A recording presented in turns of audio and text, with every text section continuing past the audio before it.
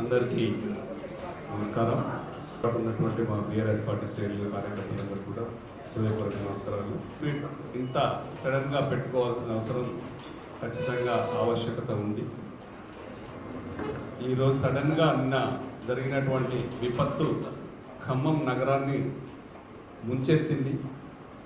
దాదాపు చరిత్రలో కూడా ఇంత పెద్ద ఎత్తున వరద వచ్చి ముంపు గురై బాగా ఇబ్బంది పడ్డారు.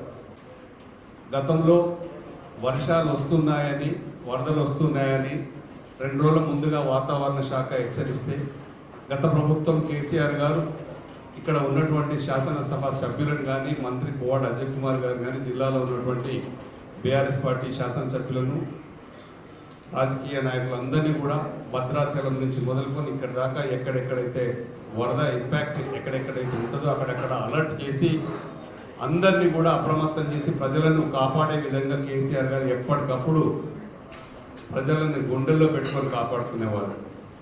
ముందుగానే ఒకరోజు ముందుగానే అందుబాటులో హెలికాప్టర్ కూడా ఉంచేవారు కేసీఆర్ గారు. ఇవన్నీ దగ్గరుండి చూసేవారు గత మంత్రి గారు పువ్వాడ అజయ్ కుమార్ గారు, మాజీ శాసనసభ సభ్యులు. లాస్ట్ టైం వచ్చినటువంటి విపత్తు నుంచి నేర్చుకొని వెంటనే ఇమ్మీడియట్గా మనం ఒక రిటైనింగ్ వాల్ కట్టుకుంటే ఖమ్మంకు ప్రొటెక్షన్ బాగుంటుందని చెప్పేసి తక్షణమే దాదాపు 650-675 కోట్లు 690 కోట్ల రూపాయలని విడుదల చేయించి శాంక్షన్ చేయించడం కూడా జరిగింది. దాని మీద ఇంతవరకు కన్స్ట్రక్షన్ స్టార్ట్ కాలేదు. అది కనుక జరుగుంటే చాలా వరకు ప్రమాదాన్ని అరికట్టవచ్చు.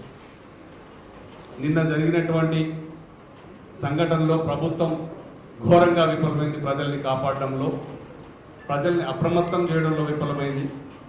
దాదాపు క్యాబినెట్లో 25% ముగ్గురు మంత్రులు, డిప్యూటీ సీఎంతో సహా 2 మంత్రులు, మొత్తం 3 మంత్రులు ఇక్కడి నుంచే ఉన్నారు. వారు కాపాడలేకపోయారు. వేదిక మీద ఈరోజు నాతో పాటు ప్రెస్ మీట్లో పాల్గొంటున్న రాజ్యసభ సభ్యులు పెద్దలు పెద్దిరాజు రవిచంద్ర గారు, అలాగే మిత్రులు రాకేష్ రెడ్డి గారు, అలాగే బీఆర్ఎస్ పార్టీ శ్రేణులందరూ, ఖమ్మం జిల్లా మరియు ఖమ్మం నియోజకవర్గ శ్రేణులు అందరికి ముందుగా నమస్కారం. ప్రధానంగా పెద్దిరాజు రవిచంద్ర గారు అన్ని విషయాలు స్పృశించారు. కాబట్టి ఈ మున్నేరు వరద తీవ్రత ఎక్కువ ఖమ్మం నగరానికే ఉంది. ఖమ్మం నగరానికి ఇటువైపు అటువైపు 2 వైపులో కూడా ఖమ్మం నియోజకవర్గంలో కానీ లేకపోతే పాలేరు నియోజకవర్గానికి కానీ సంబంధించి అనేక హ్యాబిటేషన్స్ ఇనండేషన్లు ఉన్నాయి. ఇప్పటికి కూడా చాలామంది అందులో ఇబ్బంది పడుతూ ఉన్నారు. దీంట్లో మనం చూసుకుంటే ఫ్లాష్ ఫ్లడ్ మున్నేరుకి ఎప్పుడు వస్తుంది. ఎప్పుడైనా సరే మున్నేరుకి ఫ్లడ్ వచ్చినప్పుడు ఇరిగేషన్ అధికారులు ఫస్ట్ అప్రమత్తమై పైన పడిన వర్షపాతం దృష్టిలో పెట్టుకొని అది మళ్ళీ మున్నేరుకున్న ఏదైతే వాగులు ఉన్నాయో, ఆకేరు లాంటిది కానీ లేకపోతే ఇతర వాగులు కానీ, వాటి నుంచి వచ్చే ఫ్లడ్ మొత్తం కూడా పడి దీని మీద పడుతుంది. సో అవన్నీ కూడా మున్నేరులోకి వచ్చినప్పుడు ఎంత డిశ్చార్జ్ వస్తుంది అనేది అంచనా వాళ్ళకి ముందే ఉంటుంది, 24 గంటల ముందే ఉంటుంది. దానికి తోడు మహబాద్ జిల్లా మనకి మెయిన్గా మున్నేరుకి వచ్చే క్యాచ్మెంట్, మహబాద్ జిల్లాలో విపరీతమైన వర్షం 22-23 సెంటీమీటర్ వర్షం పడింది. తర్వాత పైన మళ్ళీ ఆంధ్రాలో దీనికి పైనుంచి వచ్చే వాటర్ ఏదైతే ఉందో అక్కడ నుంచి కూడా ఎక్కువ వర్షపాతం అక్కడ కూడా విపరీతంగా ఉంది. ఇంత వర్షపాతం ఉండి యాక్చువల్గా మరి ఐఎండీ అధికారులు, వాతావరణ శాఖ వారం రోజుల ముందే హెవీ రైన్స్ 30-31 తారీఖులు ఉన్నాయని చెప్పినప్పుడు కనీసం ఇక్కడ ఉన్న అధికారులు ఎవరైతే ఉన్నారో వాళ్ళు అటు ఇరిగేషన్ అధికారులు కానీ, రెవెన్యూ అధికారులు కానీ, మున్సిపల్ అధికారులు కానీ సమన్వయం చేసుకోకపోవడం, తర్వాత ప్రజల్ని కాషన్ చేయడంలో పూర్తిగా విఫలమయ్యారు. ఒకవేళ కనుక ప్రజలకు కనుక చెప్పి ఇంత తీవ్రంగా వరద వస్తుంది అని అంటే, జనరల్గా మున్నేరు పరివాహక ప్రాంతంలో ఉన్న ప్రజలందరూ కూడా మున్నేరు వరద కొత్త కాదు, కానీ అది స్లోగా వచ్చి స్లోగా తీస్తుంది. కానీ ఇంత ఫ్లాష్ ఫ్లడ్ లాగా వచ్చి దాన్ని వాళ్ళు అంచనా అయ్యాక ప్రజల్ని హెచ్చరించకపోవడం వల్ల ఎట్లా ఉన్నదంటే, ప్రజలకి కనీసం ఒక అధికారి వచ్చి కనీసం మైక్లో కూడా చెప్పలే.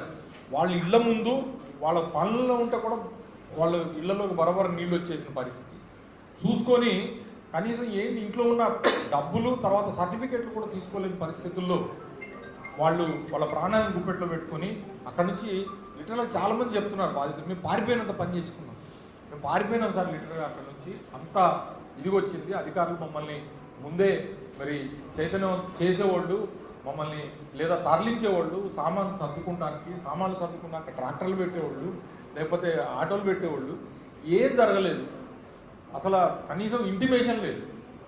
దాంతో ఏమైపోయిందంటే ప్రజలు ఎక్కడ వదిలేసి ప్రాణాలని అరిచేతులు పెట్టుకొని మరి సురక్షిత ప్రాంతాలకి మరి వాళ్ళే తరలిపోయారు.